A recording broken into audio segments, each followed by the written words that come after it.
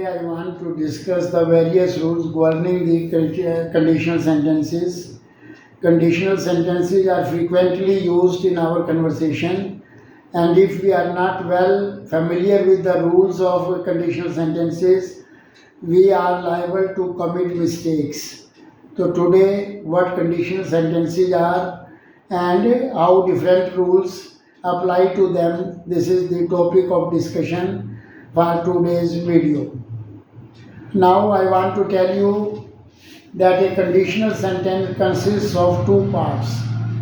One begins with if and the other is the main clause. So the if clause plus main clause, these are the two main parts of a conditional sentences. But in both the parts, the same tenses or the same rules are not applied. Conditional part is formed with some other tense and main clause is formed with some separate tense. So that is why we have to be very careful about learning the rules which apply to these conditional sentences. First of all, let us take the zero conditional sentence. So what is zero conditional sentence? This type of sentences deal with scientific facts, the facts which apply every time and which are almost universally acceptable. So if we want to form this kind of conditional sentence, both the main clause and the if clause carries the same tense. For instance, if we heat metal, it expands. In both the parts of this conditional sentence, we have used present indefinite. Similarly, if water touches 0-degree temperature, then it freezes. So in both these parts, we have used present indefinite. Now we come to the second type of conditional sentence, in which the condition is open. It is not hypothetical or imaginary. Rather, this condition, if this condition happens, then the result will follow accordingly. If we say, if he works hard, then he will pass. But in these two parts, we have used different tense. In the first part, which relates to condition, we have used present indefinite. But in the main clause, we have used future indefinite, though both the parts relate to the future, but we never use will in the conditional part. For example, we can quote some other example in this respect, that if it will rain, it is a wrong construction. We will have to use present indefinite in if. Will is not used in if part or conditional part.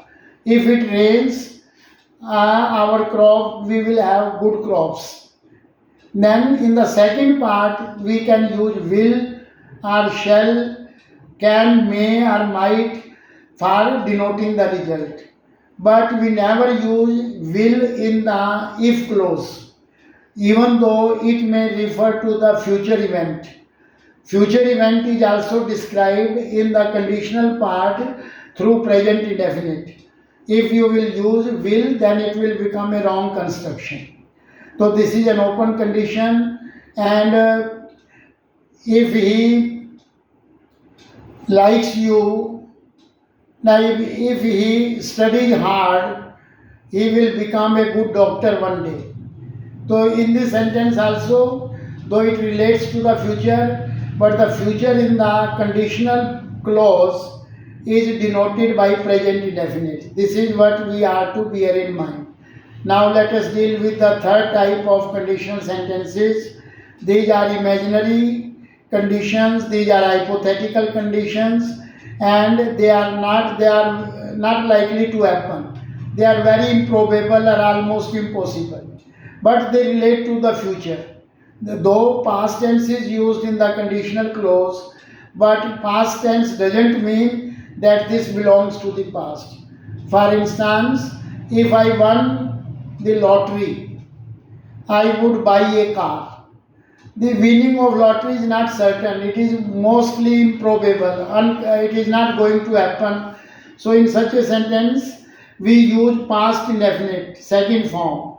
And in the main clause, we use would plus first form. For another sentence, if I drop this cup, it would break. It doesn't mean that I am going to drop it. It is only just for the sake of argument that I have spoken this sentence. So here we will not say if I drop this cup, then it would mean that I am going to drop it. But when I say if I drop this cup, it means I am not going to drop it. But I am just giving an argument. So in our if clause, we generally use past tense, say a past indefinite, and in the main clause we use would, which could be replaced sometime by could or might. In another example, if I were not tired, it means I am tired, and I am talking hypothetically. If I were not tired, I would accompany you. So generally, in this type of sentence, the reality is different and position is contrary to that, but it relates to future. If he loved me, it implies that he doesn't love me. I would marry him. So here is a hypothetical condition. Despite knowing the fact that he doesn't love me, I am making this statement. So these sentences, if he needed money, means he doesn't need money. But I am making a hypothetical sentence. So in this type of sentence, we use past tense and would plus first form. But past tense doesn't mean past tense. It refers to the future. But since it is based upon imagination, hypothetical condition, that is why past tense is used. Generally, people think that past tense means the event had already occurred, but that is misunderstanding of this kind of conditional sentence. Now there is a fourth type of conditional sentence where the incident belongs to the past and we make supposition about that incident which has already occurred, and we simply either express regret or thanks for that event which did not happen or which happened. So in such sentences, we generally go into the past incidents and then we try to make contrary imagination or supposition about those incidents. For instance, he met with an accident, he was drunk. So if we want to change the sentence into conditional sentence, we would say if he had not been drunk, he would not have met with accident. Here it means this incident has already happened. Accident has happened. He was drunk and we can do nothing about this incident now. We can simply express regret and we can say if he had not been drunk, he would not have met with accident. So here we have to bear in mind that in the if clause we have to use past perfect, and in the main clause we have to use would have plus third form. And this is the only conditional type. This is the only type of conditional sentence where past incident is thought over. We think about past incident and we think contrary to what has happened or what has not happened. So then there is another type of conditional sentence in which there is mixing of tenses. In the third type of condition, in the fourth type of condition, we pointed out that if clause has had plus third form and the main clause has would have plus third form. But there are certain situations where the action relates to the past, condition relates to the past, but the result relates to the future. In that case, there is some tweaking of rules, there is some change in rule. If we say if I had taken heavy breakfast, I would not be hungry now. So here the taking of breakfast relates to the past, but the result belongs to the present. That is why we have not used would have been hungry. We have used would be hungry.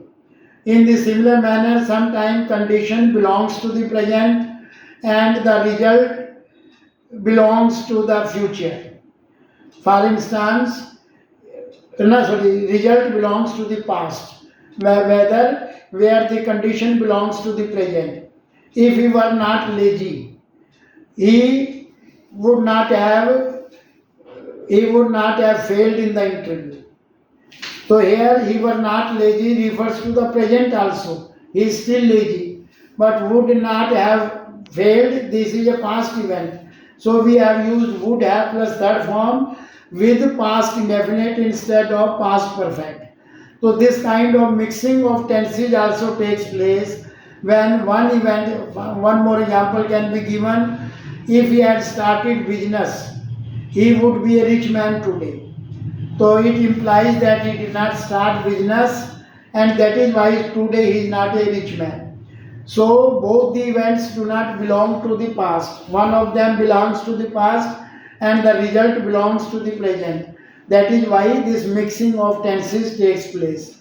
So these are the fundamental rules with regard to the conditional sentences, but there are certain variations also which should also be taken into account in order to understand them fully.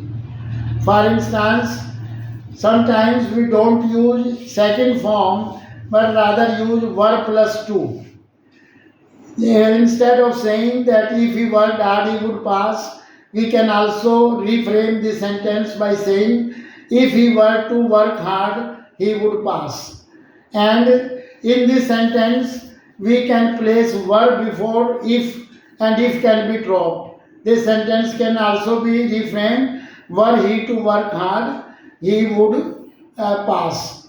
In a similar way, sometimes but for is also used instead of the if clause. But for also conveys almost the same meaning. But for your help, I would not have succeeded. It implies that if you had not helped me, I would not have succeeded. In the same manner, sometimes we use it plus was verb plus noun and then the main clause. If it were not Mohan, we could not hold this meeting. So it implies that it was because of Mohan that we could arrange this meeting. And there is one more example. Generally, it is said that in if clause we never use will, but there are two exceptions to it when will is allowed even in if clause. The first exception is when the if clause contains the result of the action of the main clause. If clause does not specify condition, rather it contains the result of the main clause. For instance, open the window if it helps you to sleep. If it helps you to sleep is the result of opening the window. In such a case, if it will help you to sleep is also allowed. We can use will in this kind of sentence where if clause contains the result of the action of the main clause. And another type where will is allowed in if clause is when we are to make request. If you will please sit down, we will start our program. So here will has been used to make a request. And if we want to say the same thing in a more polite way, we can also say if you would please sit down, we would start our program. And one more thing, sometimes happen is used or should is used when the condition is not, though possible, is not very probable. If, for example, if you happen to come to Delhi, you must come in. You must come to our house. So in this way, in this sentence, happen is used because the chances of his coming to Delhi are not so good. He may come, but the probability is very rare. So in such sentences, we use happen to. And similarly, if the chances of the happening of the condition are very poor, if for instance, if we may say, if this machine should break down, we shall replace it.